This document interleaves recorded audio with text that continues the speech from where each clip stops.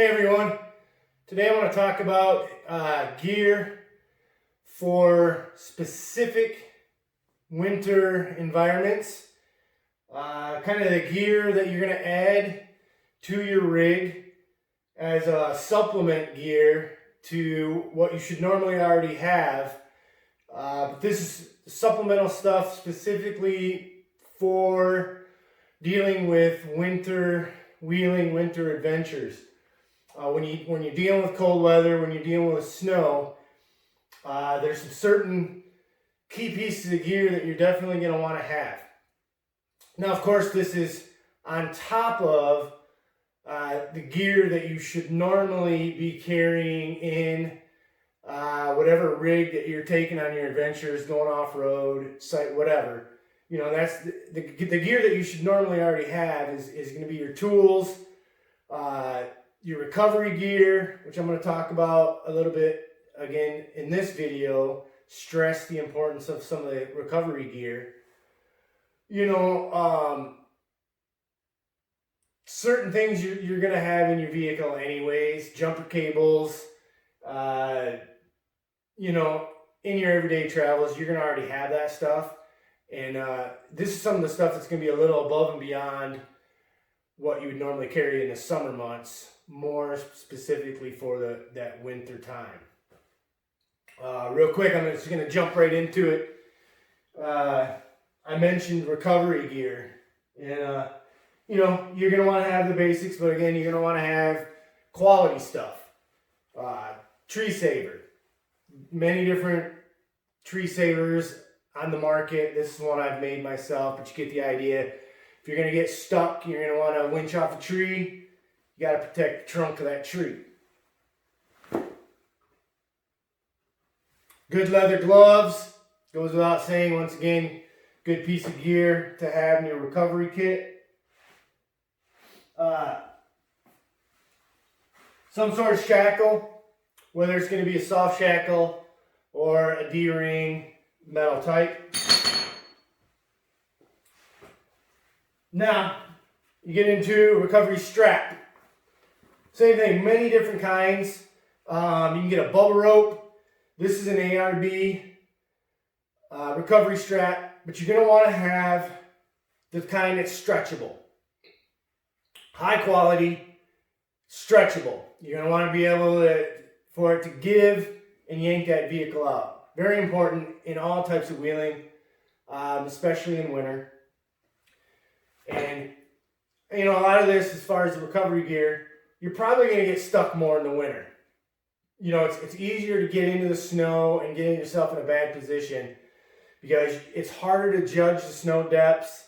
There's things under the snow that you can either run into, fall into, and, you know, a lot of times on trails you're driving along and you kind of get sucked off the trail into the deeper snow, or there could be deeper snow from a drift right in the middle of the trail and you just drive right into it and you're stuck.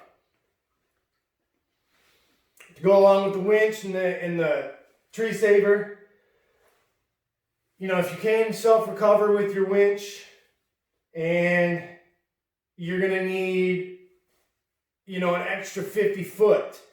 And even if you got a buddy that comes in, you know, they're not going to want to just charge right up to you. You know, typically you're going to want to stay back a little further in the snow where you have better traction, maybe find a harder packed snow for that recovery vehicle to sit on.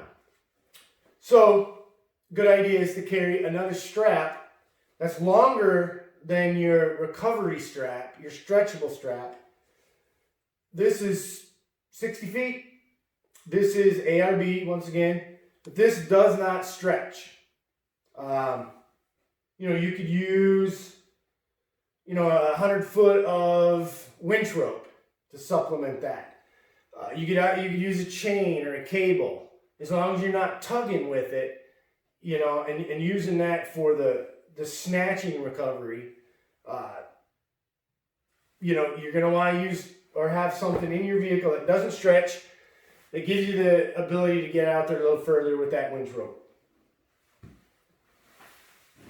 All right, and with that, for your recovery gear, get a good bag, get a tote, get something nice, heavy duty, to put your recovery gear in. You know, this stuff costs money and it should be taken care of and it should be protected. You don't just want to throw this in the back of the rig, throw tools on top of it, throw jacks on top of it, because they will fray out of it. You know, they will take damage if you're not careful. So get yourself a nice bag, throw that stuff in there, keep it protected, and away you go. Now, let's say you're stuck, winter conditions, and it's going to take you a while to self-recover, or you can't self-recover. Worst case scenario, you know, you're stuck, you're going to need some help. Cell phone. I'm recording with mine right now, but you're going to want to have a cell phone. Everyone's got a cell phone anyways these days. So it's kind of a given anymore. And most of the trails, especially here in South Central Alaska, you're going to have some sort of reception. So, you got your cell phone. Important to carry your charging devices, of course. You know, that's almost getting to be a given. You know, you can plug yourself into the vehicle, get a nice charge, make a call, and all of that. Now, you got buddies coming, you got friends coming, whatever. However, you're still going to want to have some of this gear, if not all of it, because it's too easy to rely on that phone to ask for help. You know, and if you do it once, you know, fine and dandy, but you got to learn from it. You got to start getting your own gear. You got to start working towards self-recovery and being accountable for what you're doing off-road and on your adventures. So, you know, you got to add this extra gear. First aid kit, very important. Same thing, self-explanatory. Got to have first aid. Now, those things right there, the first aid, recovery, you know, you should have that with you all the time. And I wanted to touch on that. And here's another good flashlight, good bright flashlight. This should be in your rig regardless of time of year. Couple that with your phone, your charging system. Definitely have to have that stuff. Now, some of this stuff I'm going to talk about now, we're getting into the more specialized for winter, dealing with the snow, dealing with the cold weather. First off, wool blankets. Nice, heavy-duty wool blankets. If you get stuck, you can't get yourself out, you're able to make a phone call, you got help coming. No use in just sitting there, you know, leaving the vehicle running, wasting gas. Carry a couple wool blankets, turn the rig off, stay warm inside of it. If you got help coming, wait it out. With that, you know, food, you're nice and warm with your blankets. Make sure you have some food in the winter. You know, you're going to lose a lot more energy working in the snow. You got to be able to replenish that. So make sure you're carrying food. And make sure you're carrying plenty of water. Very, very important. Got to have a lot of water. A lot of people don't think about that in the winter. Extremely necessary to have extra water. Right there. Okay. Snow shovel. Extremely important. Probably the first thing that should be added to your rig as soon as it gets cold. Don't wait until it starts snowing.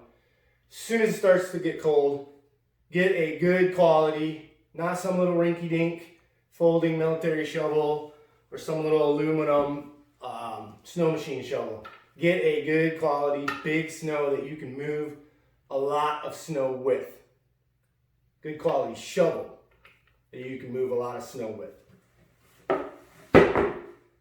All right, boots. See a lot of people on trails in their skinny jeans and their loafers. It's fine and dandy. You're out for a few hours, gotta look good. You know, you're out wheeling, gotta get those good selfies. You wanna be dressed nice, I get it. Have this stuff packed. Good, warm, quality boots. some sort of waterproof, insulated, warm pants, ski pants, bib overalls, Carhartts, something like that. Same thing. You know, you're wearing your jeans, you're wearing your loafers, your $250 boots, you know, great. Make sure you have backup clothing that is warm and very water resistant.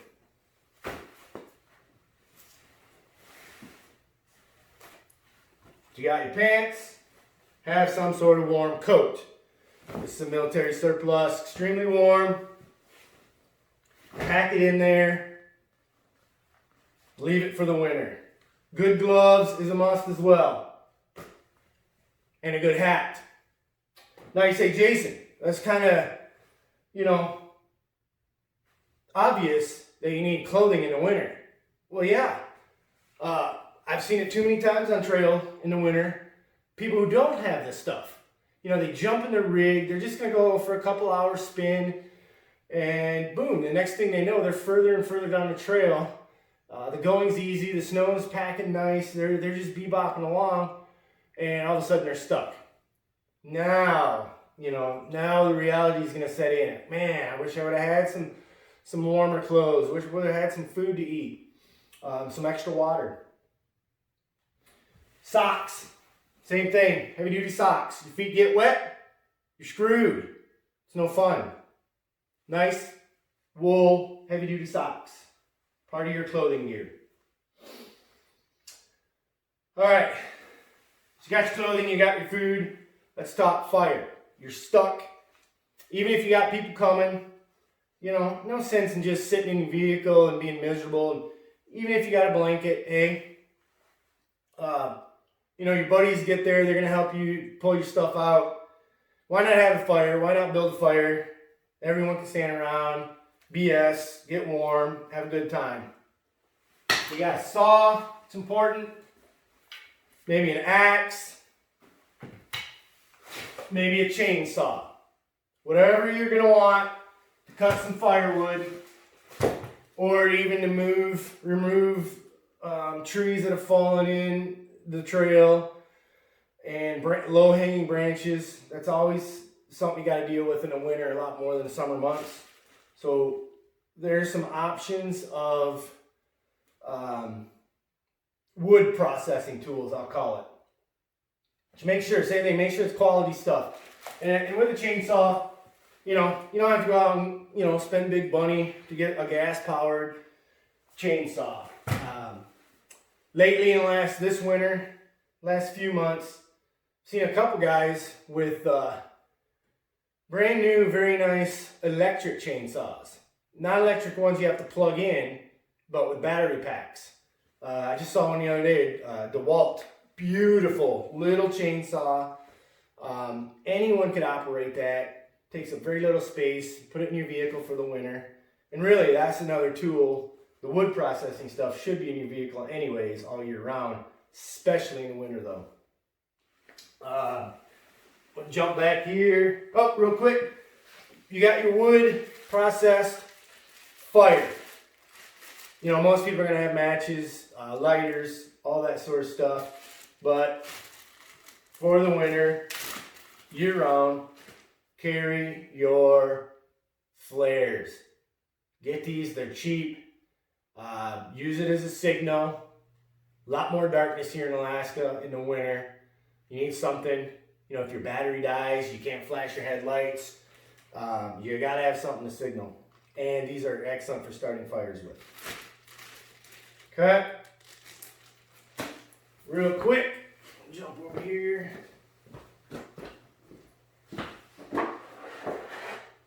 What are these guys? Some sort of devices. Everyone says, you know, use your car mats, pull out something in your vehicle, throw them under those tires to get a little traction in the snow. You can get ramps like these. These are treads. Several different companies now make them. Basically, the idea is to, if you're already stuck jack up your vehicle a little bit, stuff those under the tires, you'll be able to drive away. Best case scenario is you see something that you may get stuck in, you're putting those down ahead of time, kind of building a little ramp that you can scoot across. With those, I'm going to talk about the same thing. This stuff should be in your rig anyways, but definitely in the winter. Some sort of jack, bottle jack, high lift jack, whatever you're going to do for a jack. And then don't forget some sort of sturdy base. Chunk of wood, 4x4, 6x6s, whatever. You can even take your ramp, use your ramp, one of your ramps as a base. But in that snow, you know, jacks and all that have a tendency to push down into the snow a lot further. You're going to want a nice sturdy base to put under there. Jack your rig up, shovel that snow from out underneath of it, shovel under those tires, cut some logs with your chainsaw, stuff under those tires, get whatever you can, get it under that vehicle, so when you let the jack down, you're up off the snow, you can drive right out. Kick that off to the side. Now, let's talk before you get stuck.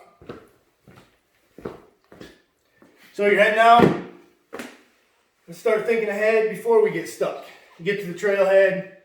I don't care if there's half an inch of snow. I don't care if it's the middle of winter. Take air pressure out of your tires. Absolute must, especially in the winter. Get yourself a nice little gauge. Many different options on the market. Many different ways of doing it. But get in the habit of reducing your air pressure. Get online. Research good pressures for different mud types, different snow depths, and the difference between 40 psi and 15 in the snow is incredible. You're going to want to have, you know, as much traction as you can possibly get when you're dealing in the winter and the snow on the ice. And then with that, you got to have some sort of way to put air back in the tires. Get yourself some sort of compressor. Absolutely must have. Be able to reduce that tire pressure. Go out, have your fun.